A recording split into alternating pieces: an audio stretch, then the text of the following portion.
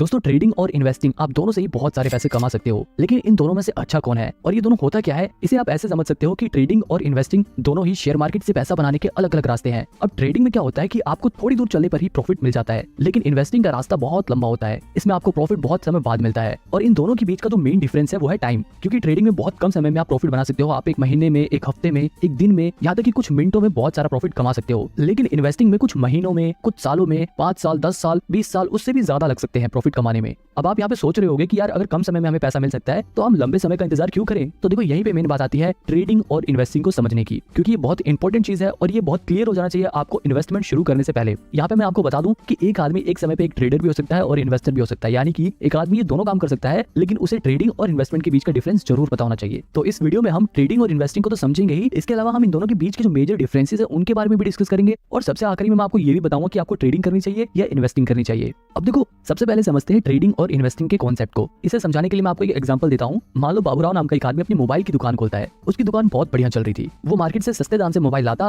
और अपनी दुकान पे बेचकर प्रॉफिट कमाता। उसका काम बढ़िया चल रहा था, लेकिन जब भी कुछ समय बाद उसकी दुकान के सामने एक और दुकान खुल जाती है तोतला सेठ की, और वो वही मोबाइल बाबूराव की दुकान से भी सस्ते दाम पर बेचने लग जाते हैं। मतलब कि बाबूराव जो फोन 10,000 में बेचते थे वही फोन तोतला सेठ 9,000 में बेचने लगा। अब क्योंकि तोतला सेठ की दुकान पर मोबाइल सस्ते मिल रहे हैं तो लोग बाबूराव की दुकान पर क्यों खरीदेंगे। अब क्योंकि भैया बाबूराव के पास कस्टमर तो आ नहीं रहे थे, इसलिए वो बस दिन भर टीवी में न्यूज ही देखता रहता। सारे ग्राहक तोतला सेठ के पास जाने लगे थे। जब भी वो टीवी में न्यूज देखता है कि जिस ब्रांड का मोबाइल वो लोग बेचते हैं वो मोबाइल चिप की शॉर्टेज की वजह से बनना बंद हो गए हैं। अब यहाँ पर बाबूराव के दिमाग में आइडिया आता है, क्योंकि मोबाइल की डिमांड तो लोगों में बहुत ज्यादा है, लेकिन मैन्युफैक्चरिंग ना होने की वजह से अब उसकी सप्लाई बंद हो जाएगी। अब यहाँ पर देखो बाबूराव दो काम कर सकता है। पहला ऑप्शन ये है कि वो रोज सवेरे उठते ही सबसे पहले तोतला सेठ की दुकान पर जाकर उसके सारे फोन 9,000 में खरीद ले और उन्हें अपनी दुकान पर वापस 10,000 में बेचकर प्रॉफिट कमाए। दूसरा तरीका ये है कि वो रोज सवेरे तोतला सेठ की दुकान पर जाकर उसके सारे मोबाइल खरीद ले और उन्हें अपने वेयर हाउस में स्टोर करके रखे, उन्हें बेचे नहीं। इसी तरह वो कुछ महीने अपने पास उन फोन्स को स्टोर करके रखे, और जैसे ही उस फोन का प्राइस मार्केट में बढ़ जाए और उसकी डिमांड मार्केट में बढ़ जाए वो उन फोन को 10,000 की जगह 12,000 में बेचकर ज्यादा प्रॉफिट कमाए। अब यहाँ पर देखो ट्रेडिंग और इन्वेस्टिंग को समझो। बाबूराव जब डेली फोन सस्ते में खरीद कर उन्हें बेच रहा था तो वो ट्रेडिंग कर रहा था, लेकिन जब बाबूराव ने फोन को कुछ महीनों के लिए स्टोर करके रखा और जैसे उनका प्राइस बढ़ा उसने जब बेचा तो उसने इन्वेस्टिंग करी, क्योंकि वो डेली चीजों को सेल नहीं कर रहा बल्कि वो उन्हें कुछ महीनों बाद कर रहा है। बिल्कुल इसी तरह ट्रेडिंग और इन्वेस्टिंग वर्क करती है। बस शेयर मार्केट में फोन की जगह शेयर्स आ जाते हैं, मतलब हम शेयर मार्केट में डेली फोन्स की जगह शेयर्स को सस्ते में खरीद कर उन्हें महंगे में बेचकर प्रॉफिट बनाते हैं, तो वो ट्रेडिंग होती है। और अगर हम शेयर्स को सस्ते में खरीद कर कुछ महीने, कुछ साल, 10 साल, 5 साल बाद जब वो शेयर का प्राइस बढ़ जाता है तब बेचते हैं, तब वो इन्वेस्टिंग कहलाती है। देखो यहाँ दोनों के बीच का जो मेजर डिफरेंस है वो है टाइमिंग। आई होप अब आपको ट्रेडिंग और इन्वेस्टिंग का कॉन्सेप्ट समझ आ गया होगा, अगर नहीं आया तो आपको आगे जरूर आ जाएगा।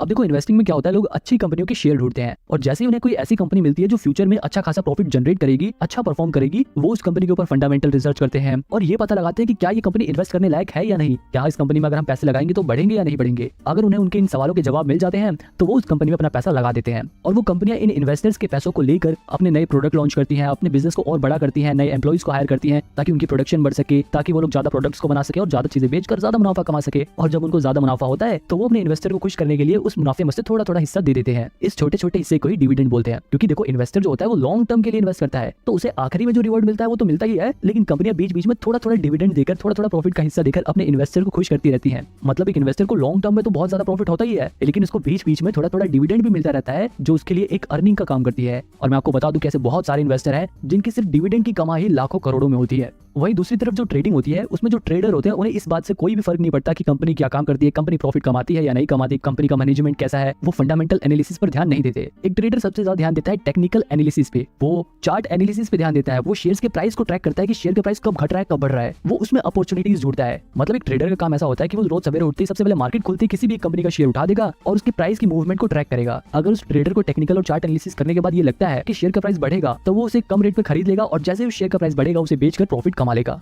जबकि इन्वेस्टमेंट में क्या था, जो इन्वेस्टर था वो शेयर को सस्ते में खरीद कर उसे कई साल बाद बेचता है जब उसका प्राइस बढ़ जाता है। अब आपको ये समझ आ गया होगा कि एक ट्रेडर कैसे काम करता है और एक इन्वेस्टर काम कैसे करता है। अब देखो इनके बारे में मैं और डिटेल में नहीं जाऊंगा वरना वीडियो बहुत बड़ी हो जाएगी। अब सीधे हम डायरेक्ट इनके डिफरेंस के बीच में आते हैं, इन दोनों के बीच के अंतर के बारे में बात करते हैं। सबसे पहले डिफरेंस तो टाइम का ही था। ट्रेडिंग कम समय का प्रोसेस है और इन्वेस्टिंग लंबे समय का गेम है। इसके अलावा अगर रिस्क के हिसाब से देखा जाए तो ट्रेडिंग में बहुत ज्यादा रिस्क होता है, जबकि इन्वेस्टिंग में रिस्क बहुत ही कम होता है। अब ऐसा नहीं है कि इन्वेस्टिंग में बिल्कुल भी रिस्क होता नहीं है, हो सकता है कि शॉर्ट टर्म में शेयर का प्राइस गिर जाए, लेकिन अगर कंपनी अच्छी चुनी है, आप लोगों ने, तो लॉन्ग टर्म में उस कंपनी का शेयर प्राइस जरूर बढ़ेगा और इस वजह से इन्वेस्टिंग में रिस्क बहुत कम हो जाता है। वही ट्रेडिंग रिस्की इसलिए होता है क्योंकि ये एक तरह का गैम्बल है। मान लो दो दोस्त है, वो आपस में हेड टेल वाला गेम खेलने का डिसाइड करते हैं और बोलते हैं कि अगर हेड आया तो तू जीत गया और टेल्स आया तो मैं जीत गया। तो ये देखो, ये एक तरह का गैम्बल है और शेयर मार्केट में भी बिल्कुल ऐसा ही होता है। बस वहाँ पे दो जनों की जगह बहुत सारे लोग आ जाते हैं और वो लोग हेड टेल की बजाय शेयर के प्राइस घटने या बढ़ने के ऊपर बैट लगाते हैं। मतलब बहुत सारे लोग होते हैं जिसमें से कुछ लोग ये अंदाजा लगाते हैं कि शेयर का प्राइस गिरेगा और कुछ लोग अपने पैसे लगाकर कहते हैं कि शेयर का प्राइस बढ़ेगा। और ये लोग अपने पैसे कहाँ लगाते हैं? ये लोग अपने पैसे लगाते हैं ब्रोकर के पास, यानी कि ग्रो जीरोधा जैसे ब्रोकर के पास अपने पैसे लगाते हैं। अब देखो, अगर शेयर का प्राइस बढ़ गया तो ये वाले लोग जीत जाएंगे। अगर ये लोग जीत जाएंगे तो जो लोग हार गए हैं उनका पैसा जीते हुए लोगों के पास चला जाएगा और उस जीते हुए पैसे में से थोड़ा सा कमीशन ये ब्रोकर्स रख लेते हैं। और इतना ही नहीं, इस जीते हुए हिस्से में से सरकार भी टैक्स के नाम पर अपना हिस्सा इनसे ले लेती है। अब यहाँ पर ये देखो कि जो ब्रोकर है और ये जो गवर्नमेंट है, इनको तो हमेशा कमीशन और टैक्स मिलेगा, चाहे ये लोग जीते चाहे ये लोग जीते। लेकिन लॉन्ग टर्म में नुकसान किसका होता है? सिर्फ ट्रेडर्स का।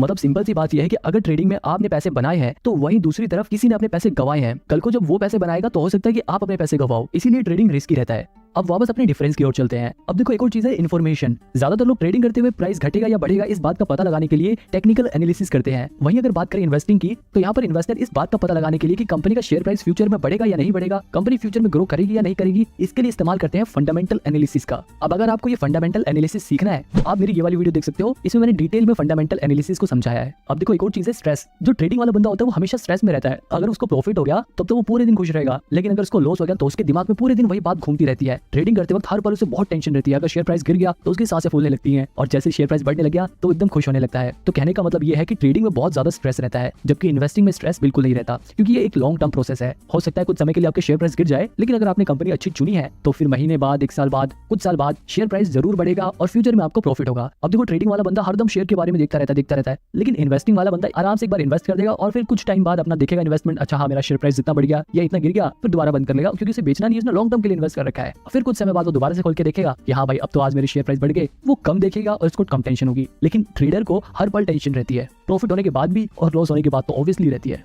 एक और सवाल है कि ट्रेडिंग में ज्यादा पैसे हैं या इन्वेस्टिंग में। अब देखो, इस सवाल का जवाब बड़ा ही मुश्किल है, क्योंकि ट्रेडिंग में आप बहुत कम समय में बहुत ज्यादा पैसा कमा सकते हो, लेकिन इन्वेस्टिंग में आप ज्यादा समय में इतना ज्यादा प्रॉफिट कमा सकते हो कि कोई सोच भी नहीं सकता। क्योंकि इन्वेस्टिंग में कंपाउंडिंग अपना असर दिखाती है और पैसा बढ़ते बढ़ते बढ़ते बहुत ज्यादा बढ़ जाता है। वही अगर ट्रेडिंग की बात करें तो ट्रेडिंग में एक प्लस पॉइंट ये है कि आप ट्रेडिंग को कम पैसे में भी कर सकते हो, यानी कि आप कम पैसा लगाकर भी प्रॉफिट जनरेट कर सकते हो। लेकिन अगर इन्वेस्टिंग की बात करें तो सिर्फ आप 1000-2000 लगा के बहुत सारा पैसा कमा नहीं सकते। आप ट्रेडिंग में 1000-2000 लगाकर 5-10 हजार रुपए का मुनाफा कमा सकते हो, लेकिन जैसे कि मैंने बताया था कि रिस्क यहाँ पे ज्यादा होता है। ट्रेडिंग में आपके ये चांसेस है कि आप अपने 1000-2000 रुपए गवा दो, लेकिन इन्वेस्टिंग में आपके 1000-2000 रुपए कुछ कम हो सकते हैं। अगर आपने बिल्कुल ही खराब कंपनी चुन ली तो हो सकता है कि आपके पैसे कुछ कम हो जाए, लेकिन पूरे कभी खत्म नहीं होंगे। बहुत ज्यादा गिरने लगे तो आप उसे बेच सकते हो। तो मतलब ट्रेडिंग बहुत ज्यादा रिस्की है, लेकिन आप ट्रेडिंग में कम पैसे से भी ज्यादा पैसा कमा सकते हो। बात करें एक्सपेंस की, अगर आप ट्रेडिंग करते हो तो आपको ज्यादा चार्जेस देने पड़ेंगे, लेकिन अगर आप इन्वेस्टिंग करते हो, आप डिलीवरी में शेयर्स को खरीदते हो, तो आपको ब्रोकरेज कम देना पड़ेगा, यानी कि कम चार्जेस देने पड़ेंगे। जैसे कि मैंने आपको ऊपर वाले एग्जांपल में बताया था कि लोग ट्रेडिंग में बहुत सारी ट्रांजैक्शन करते हैं, इसलिए उनके ऊपर चार्जेस लगकर बहुत ज्यादा चार्जेस हो जाते हैं। लेकिन इन्वेस्टिंग में लोग एक बार शेयर खरीद लेते हैं तो उसे कई सालों बाद बेचते हैं, इसलिए उसके ऊपर चार्जेस बहुत कम लगते हैं।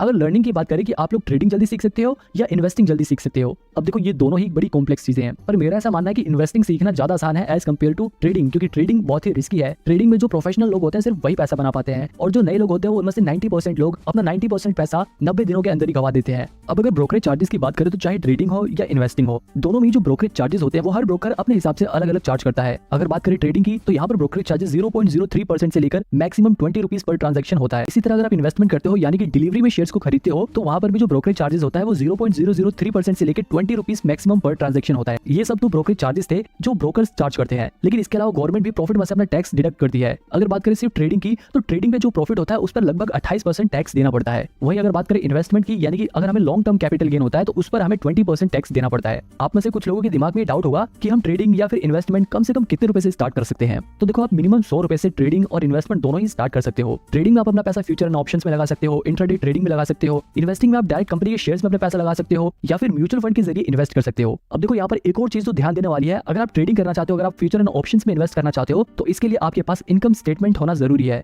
जबकि ट्रेडिंग में आपको इनकम स्टेटमेंट की कोई जरूरत नहीं होती। बस आप अपना डीमैट अकाउंट खुलवाओ और इन्वेस्ट करना स्टार्ट कर दो। ट्रेडिंग और इन्वेस्टिंग की बात यहीं पर खत्म करते हैं और मेन सवाल का जवाब जानते हैं कि आखिर आपको क्या करना चाहिए, आपको ट्रेडिंग करनी चाहिए या इन्वेस्टिंग करना चाहिए। अब देखो, आपको मैं यहाँ पे बिल्कुल साफ साफ बता दूं, अगर आप अभी बिल्कुल नए शेयर मार्केट के बारे में सीख रहे हो, तब तो बिल्कुल भी ट्रेडिंग की तरफ मत जाना। कभी आप ऐसा सोचो कि आप 1000-2000 रुपए लगा के उसे 5 5-10 हजार रुपए बना लोगे और फिर 5-10 हजार को 1 लाख करोगे और फिर 1 लाख को 1 करोड़, ऐसे करके आप बहुत सारे पैसे कमा लोगे। ऐसा नहीं होता। अगर आप बिल्कुल नए नए शेयर मार्केट में आए हो, पहली बारी बेशक आप कुछ पैसे बना लो, लेकिन उसके बाद आप अपने पैसे जरूर गवाओगे और वहीं पर आप डीमोटिवेट हो जाओगे। तो इसलिए पहले शेयर मार्केट्स के बेसिक्स को सीखो। इन्वेस्टिंग के जरिए आप डिलीवरी में शेयर्स को खरीदो, उनकी मूवमेंट को ट्रैक करो। आपको धीरे धीरे जब एक्सपीरियंस होने लगेगा, आपको धीरे धीरे जब ये पता लगने लग जाएगा कि शेयर मार्केट कैसे वर्क करता है, तब आप धीरे धीरे अपना ट्रेडिंग में कदम रख सकते हो। लेकिन एकदम से ही ट्रेडिंग मत करने लग जाना। यहाँ पर आप ये ध्यान रखना कि जब आप ट्रेडिंग सीख रहे हो तो उस समय ज्यादा पैसे नहीं लगाने आपको ट्रेडिंग में, आपको कम पैसे से शुरुआत करनी है और जैसे जैसे आपका एक्सपीरियंस बढ़े वैसे वैसे आप अपने पैसे बढ़ा सकते हो। यहाँ पर एक और बात ध्यान देने वाली है कि शुरुआत में जब आप ट्रेडिंग सीख रहे हो तो ऐसा ब्रोकर चुनना जिसका यूजर इंटरफेस आसान हो और वहाँ पर अकाउंट मेंटेनेंस चार्जेस या फिर प्लेटफॉर्म चार्जेस ना लगे, और जिनके ऐप का यूजर इंटरफेस इतना बढ़िया हो कि आप जब भी ट्रेडिंग या इन्वेस्टिंग करो तो आपकी साइट क्रैश ना हो जाए और आपके पैसे ना अटक जाए।